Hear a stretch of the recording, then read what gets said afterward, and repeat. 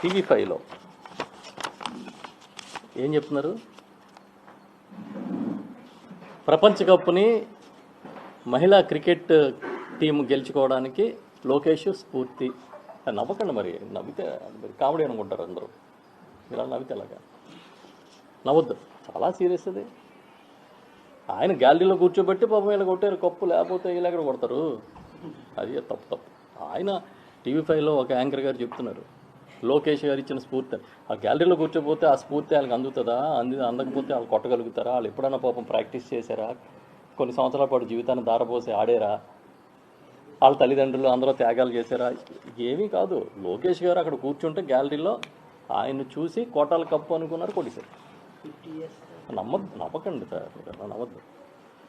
పోనీ ఇంకో అదే టీవీ5లో ఏం చెప్తారు? మోంతా తుఫాను మోకరిల్లింది.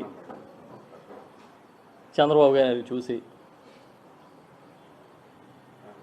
ఇలా జాకీలు ఎత్తేవాడు, పిట్టల ధరలాగా పొగిడేవాళ్ళు ఉంటే ఎవరికైనా సరే పని ఏం చేయాల్సిన అవసరం ఉండదు కదా.